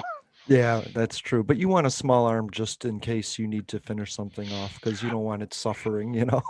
And I've had to do that, and that's just it. Yeah. Like, the Red Dawn scenario of Eastern Montana was never going to fucking happen. You Right. know, people get out there and be so goddamn bored. It's like, why are we trying to invade this? Oh Christ, I just want to kill myself. Yeah. You know, my philosophy on hunting is if I had to do it, I'd be vegetarian, but people that do it to eat, I'm perfectly okay with. If you can do that, then do that to survive. There is a issue in the Arctic Circle right now against commercial hunting of seals, and the Inuits are getting caught up in it, and they're trying to draft the legislation to ensure that Inuits don't they can't they can't do this. But you got to remember that a lot of vegetables don't grow up there and they have a Hmm. mainly meat diet. So Hmm. a commercial vessel trying to kill seals for profit is different than a family that's going to use that seal to feed itself for the rest of the year, you know? Absolutely. Like even in Montana, we, our tag system that we had allocated the number of tags based on the population that we saw. And when the population would get too high, we'd allocate more tags. Right. Like I said, there was a year I took 5 animals. Good for you. Couldn't process them all and eat them all ourselves. So we don't. In Montana, you could actually donate I like that. game animal. So As it long was as you're great. not wasting it, that's fine. I've had family that they live off of the deer that they go and hunt. I have Hmm. gone to meals and had venison steaks or venison sausage and cheese Hmm. that they made. And Oh, I'm not saying everybody should do that. I'm just saying that people do that and shouldn't be criticized for that, you know? I loved having peppered deer sausage. Oh God, it's so good. Me too. It is. It's really good. My uncle gave it to me for the ride home and it never made it back to the house. See, we made a breakfast peppered deer sausage that you fry up and cut up, and oh man, Mm, mm. so good, so good. I just had a salami, I guess. But that's the thing though, is that the difference between rural and city is night and day. You Yeah, know, if you're living in the city and you got a bunch of guns, people tend to think that you're crazy, not necessarily a hunter. right. But that said, if you feel like the government is going to be coming after you because you are a certain way, does Hmm. that make you does it make you crazy to not own guns? If you think that the government is willingly going to oppress you? I guarantee you that in all of this, no matter what legislation ends up getting drafted, Somebody's gonna get screwed. MAGA is not giving up their guns. End of story. It's not going to happen. That You nobody's gonna. will literally pry them from their cold, dead hands if Yeah. that's the route you choose, and that is going to be a bad decision. Nobody can possibly consider drafting legislation to actually take guns because there's no way that you could account for every gun. All you can do is stop the production of a gun, maybe, or Mhm. regulate it out of existence. Like regulate it like you did to the tobacco industry and legislate it into obscurity. That's all you can do, but you can't prevent what's already here. Right. The when you look at other countries, they didn't have the same rules and they didn't have the same abilities that we did. So Right. it is easier for them to be able to control the flow of guns Hmm. in their countries. It's Yeah. entirely different. It's kind of like how their systems have already developed, certain socialized educations and healthcare systems, and why, as much as those things could be possible in this country, like in Hmm. terms of like just a realm of possibility, they will not happen because that's not how we founded our country. That's not how laws work. That's not how American laws work. You know what I mean? No. If you don't like guns, advocate for the removal of guns in your area and then keep expanding it as more people agree with you. Because when people disagree with you and there's a consensus that you don't have, you're the loser in that debate. you I know? would also make the argument that that's what they did in Chicago, and I'm watching how well that's worked. Chicago is a fucked up place, man. You can't there is so many variables in Chicago that you can't use that as a textbook example. Sean did that. You can't use that as Chicago as a textbook example of what's going on. It's not a It's not cl- as simple as I know that it's not yeah. as simple as that. It's not a closed experiment, what I'm saying. You know what I No, mean? absolutely not. But it's also a data point that makes a pretty good argument. Yeah, that Indiana fucking sucks.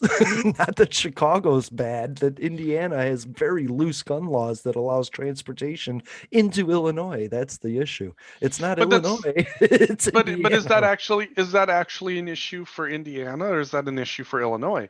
Because if Indiana has the rule that you can transport guns, it's Indiana can't say no, you can't take that into Chicago That's right. or That's Illinois. right. Illinois has to say, nah, you can't bring that in here.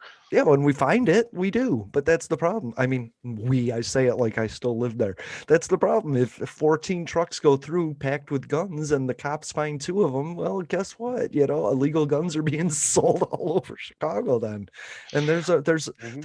there's a system in place to make sure that happens. Just like drugs, there's a system in place where people, There's a couple that you have to catch, and the rest get to go out play in the yeah, street. No, yeah. and that's just it. Is that Chicago also has a lot of other issues besides Fuck just the gun yeah. laws. Yeah, some of the most old racist dinosaur cops out there and the worst fucking police union on earth, you know what I mean? So, Mm. yeah, all right. Chicago is an example of why Chicago needs to be dismantled. For Like that, sure. like that is a mess in and of itself.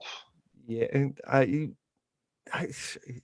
it's Like stupid. if there was ever should we erase and start from scratch, Chicago should be yes. I mean, yeah, they literally have a L called the Red Line. You know what I mean? And you can Hmm. ride on it and look at the the ghetto on one side and nice on the other side, and you better not get off a stop past where you should, or you will die. It's a horrible place. So, all right, we're running. We're running. So I got something good that you'll like, maybe. Let's see. What do you got? Let's hear it. So trolls, right? Trolls. I'm having this issue with trolls. So first of all, to the troll, you have these options where you can comment your hate filled disagreement with somebody. You can unfollow them or you can block them. So if you're leaving this hate filled troll like comment, you're a Hmm. troll because you had other options. And on the other side of the coin, if you're somebody that gets a troll response and you're not deleting it and blocking it, and in fact addressing it, then you're gaining your attention from trolls. And so maybe you're a troll and maybe you're just encouraging them, which is actually what 90% of the internet is. This trolls trying to get exposure by being trolls, and troll responders trying to gain attention by beating the troll, when all you need to do is ignore each other. But trolls won't do that, and neither will the people that are in the right. Hmm. So what do you want me to say about this? That's it. I just wanted to get that for like a uh, TikTok minute, you know what I mean? I love trolls in just being one Sure. occasionally online, mainly because I can't understand people's absolute willingness to uh just think that whatever their party tries to do is obviously their government being their friend. Oh my God, yeah. Oh dear I Christ. got yelled at by a Elizabeth Warren supporter. So Elizabeth Warren said, "I'm calling for this." And I said, "But it seems like accountability always ends at the call out. Maybe you should brag after you get their check and brag about the things that you've already done." And this person ripped me back and forth, calling me a dumbass, telling me I'm an idiot. And I tried to explain to them that criticism shouldn't be seen as disloyalty. But Democrats have this messaging issue where they want credit for things that they have not yet done. And so when they do not accomplish them, they look like lying assholes. That's the Hmm. perception, Democrats, and that's what you need to work on. Republicans, on the other hand, say, "Look what I did. That's why you should elect me." And when they accomplish nothing, they say, "I didn't because of them, but look what I did do when they weren't around." And that's why Republicans will always be more successful at messaging than Democrats. Hmm. Okay. And it's and on top of that, I mean, you're starting to see that now within the Republican Party too. Let's just put this fucking out on the table right now. Did you see the America First caucus idea that was getting thrown around by one of the Yeah, yeah, yeah, batshit yeah. crazies? I'm not even going to mention their name. Right. And how they were like, how the initial message was is that it would be unique to our Anglo-Saxon. I was like, I don't. Number one, I don't even know that there are actually any Anglo-Saxons left anywhere. Number one. Any what is it? Synonym of white, right? Yeah, I was gonna say, my thought was is like, are we now trying to find replacements for white supremacists in the? It was like my kid who accidentally wrote porn for a project because they were trying to write something for an English project, and they decided that they would take some of their keywords and use thesaurus.com to Right. come up with different words. What they originally wrote sounded boring. What they meant to say was pretty neat. What they actually wrote was like porn. And oh my god, it was so fucking funny. But that's basically what these assholes are doing, except they're Yeah, not, they're not even trying to hide the whole white thing anymore. The right. our Anglo-Saxon. I'm like, I'm sorry, what in the That's a fuck tough are one. you on? I think that white people have the right to advocate for their rights just like any other group. I just think that violence and hurtfulness doesn't belong in it. And so for me that's tough. But So I have been a majority for 50 years of my life. You know what I mean? And my kind has been a majority since 16, wait, yeah, 1776. Because I want to remind people of one thing before you talk. We came to a brown hemisphere. We were the minorities. We need to go back where we come from, not everybody else. All right. and I have to laugh at this whole Anglo-Saxon thing because I'm like, so this America First caucus and it's Anglo-Saxon, does that mean that I don't get to participate because I'm German and Dutch? Yes. Wow, that's unfortunate for me. If you want to see a great troll, if you read Ted Lieu's comments on that, I love Ted Ted Lieu, Lieu, by the way. Ted Lieu had the fucking fire trolls, the troll tweets just fucking going to town, and it was so worth watching. I love that. And that's the thing is like the some of these people are really showing their ass when they're saying this ignorant bullshit, and it's pretty impressive. And that was a fuck up of all fuck ups, and it was I loved absolutely loved the troll that happened, and it was so worth it. But that is just absolutely insane. Like the idea that this was uh, like we're going to have some type of ethnocentric version of what the fuck are you even on? Right. Why are you trying to even go down that road? It just doesn't Oh, make. well, And why are you trying to do it here? I understand if you go to Norway, Sweden, one of those places you expect only white people to be and make a camp saying we're white people. But coming to a brown hemisphere where the indigenous people are brown and saying, here's where we're going to make our stand. To me, it's like Israel landing in Pakistan and saying, now this is ours. Idiots, go somewhere else where you're not going to be attacked every day. You know what I mean? But that's me, and that's my simplified logic of horrible situations.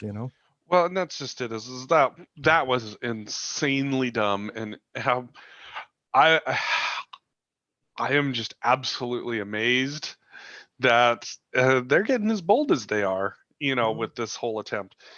The fact of the matter is that, yes, we came here to a brown hemisphere, but number two, our our democracy has been a cultural melting pot since its inception, Fuck yeah. and the better that we get in bringing in things that make sense, the better it is for everybody. Once again, as we've said 1,000 times at this point, making sure that everybody has equal rights does not mean less rights for you. Right. Concentrate on the human rights, which will incorporate every other demographic that's split and wedged. These wedges are created by politicians, not by people. You know what I and mean? and the few that are created by people, you can see how small those things are. You Yeah. can see how small those demographics are, and it's like, ooh, bad look, man, bad look. Yeah. And the more white people, black people can turn onto their side, the less white people there are to fight their side. So it's just common sense to try and that's your job and that's my job. It's not Mhm. black people's job to try and convince white people. It's white people's job to try and convince white people. So It's our job to collect our own, yes. All and right. that's, drink water, mind the business that pays you, and collect your own. Hi to Lanny's Kitchen, by the way, which is in the chat. Did you have any let me go with this. I'm just going to give you my wrap up statement. I'm tired of being an adult in situations with people that never had to learn to be an adult. Mm. Do you have any final statements? Because we're running. I'm I would say that I'm tired of having to reiterate the same point over and over and over again with people who willfully choose to ignore it.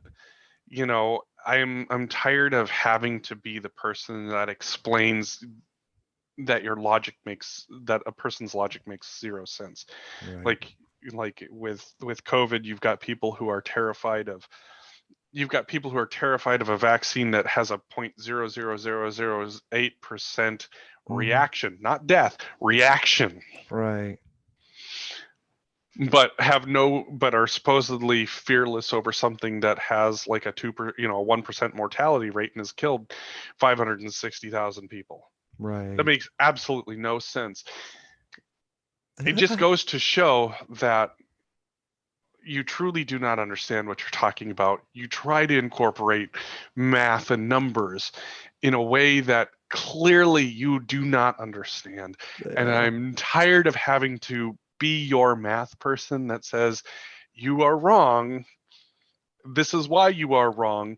Just go ahead and say it. You're anti science and you're an anti-vaxxer. Just say you're an anti-vaxxer. That's You right. know, save us all the time of trying to convince you. And I'm just gonna meme dump you with you know troll memes of anti-vaxxer bullshit I'm just because gonna let you go on your way without even knowing my opinion. You don't deserve my opinion. or I'm just gonna go on not dying of preventable diseases. That's right. And I'm going to have my freedoms. I'm going to be able to go to a baseball game. I'm going to be able to go places with that stupid vaccine card that I have. And other people aren't. But the really thing that amazes me about that is you're not going to take something that was American made and risk yourself on something that was Chinese made. As America first, that just sounds stupid. It was Donald Trump that initiated the vaccine protocols. So you would think that Donald Trump supporters would want it, but whatever, go about your own way. Here's the thing, Jeffrey. We could have an argument back and forth all day long, as long as we continue to change the perspective of the argument.